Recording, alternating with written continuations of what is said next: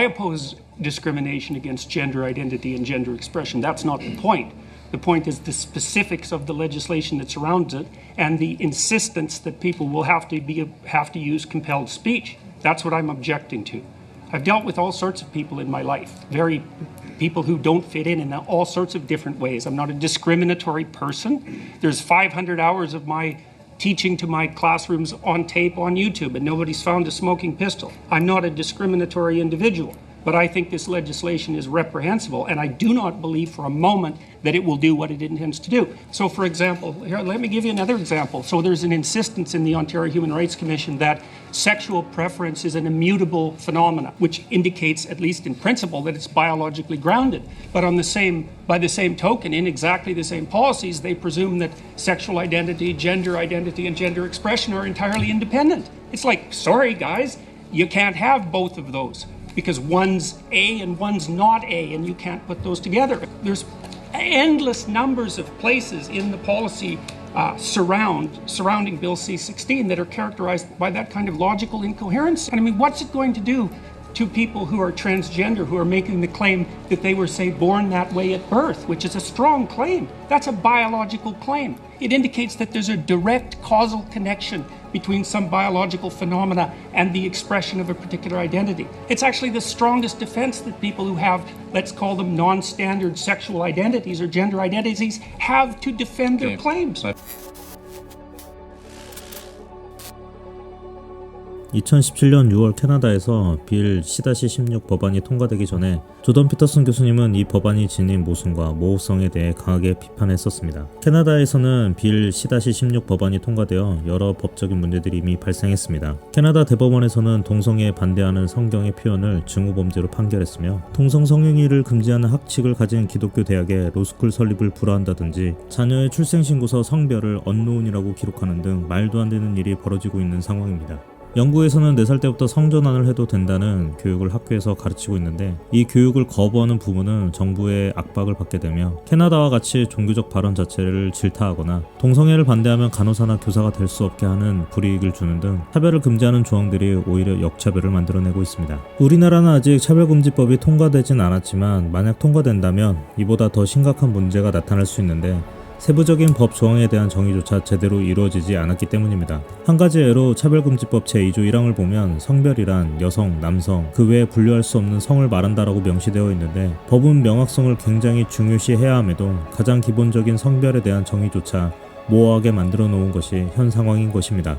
우리나라의 차별금지법은 그 적용 대상이 명확하지 않고 너무 광범위하며 정교하지 않습니다. 그렇게 법을 어떻게 해석하고 적용하는가에 따라 사회적 혼란을 불러일으킬 수밖에 없는 것이죠.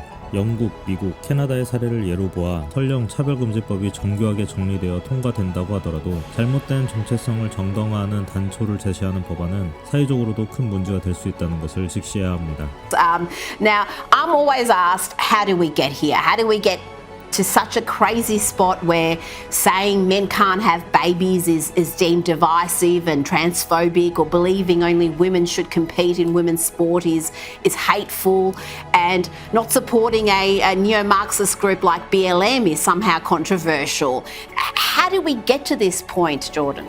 Oh, we can pretty much blame the universities. So, I mean, and I would say more particularly the faculties of education, who are corrupt beyond comprehension and have done a dismal and wretched job for 70 years. And so these ideas are promoted in universities and almost all the social sciences, I would say, and certainly in the humanities, and now increasingly in the sciences. And every bloody academic in the entire Western world is a leftist. I used to joke that I was the only conservative psychologist in the world, and that's not even the case because I'm not that conservative. And so the idea that this conspiracy theory is outright bloody nonsense, and the notion that these ideas aren't fundamentally Marxist in their derivation is only an idea that people have no idea what the ideas mean would claim. Like people like Jacques Derrida and Michel Foucault, who are the intellectual leaders of the postmodern radical types, knew perfectly well that their form of thinking was a derivation of Marxism. And Derrida in particular was interested in moving the so-called marginalized to the center, which is an idea very similar to the idea of moving the bourgeoisie or the proletariat to occupy the positions that the bourgeoisie held. was just a Marxist sleight of hand. And Michel Foucault was just as interested in remediating what he regarded as marginalization as Derrida. So the notion that the postmodernists and the deconstruction and the Marxists aren't aligned is absolutely foolish. And the idea that Marxism isn't the strain of thought that the postmodernists, for example, in the universities turn to is preposterous. It's not a conspiracy theory, and anybody who thinks it is just has no idea what the ideas mean. 마르크스주의를 기반으로 한 사상들과 데리다의 해체주의로 정점을 찍은 포스트 모더니즘은 진리와 의미의 절대성을 부정하고 우리의 삶을 지탱하는 자명한 규칙과 진리의 근거를 약화시켜 왔습니다. 또한 문화적 상대주의를 강조하여 보편적 가치를 훼손하는 결과를 낳았고 기존의 구조와 질서를 혼란스럽게 만들고 있습니다. The fact that the ideas are attractive isn't that surprising because similar ideas were attractive all across the world for the bulk of the 20th century. And people all across the ex-Soviet bloc suffered dreadfully as a consequence of that. But we haven't suffered because of these ideas for a long time. And people are very badly educated historically. They have no idea really what happened in the Soviet Union, for example, or during the Cold War.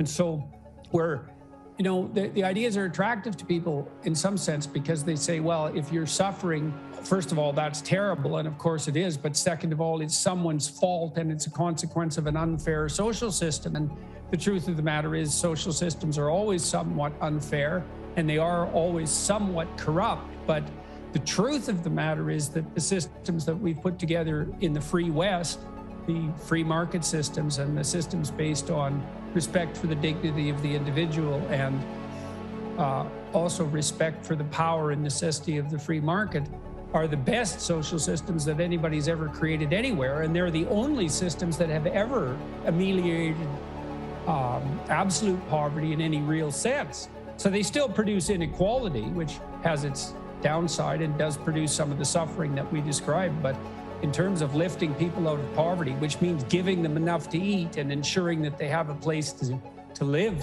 let's say, there's nothing that compares to free market rule of law systems predicated on the dignity of the individual. But our education systems are so appalling, so that people just don't know this. And so young people with their sort of messianic drive are easily enticed into identifying with a foolish, what would you say, an unthinking unidimensional compassion for the so-called oppressed, and have no idea that the systems that we've instituted are actually the best way out of that oppression. PC주의, LGBT, 워크 어젠다, DEI, 컬처럴 막시즘. 도대체 이러한 집단적 정체성들이 무엇이길래 사람들은 여기에 매력을 느끼며 시대를 역행하는 신념에 빠져 살아가는 것일까요?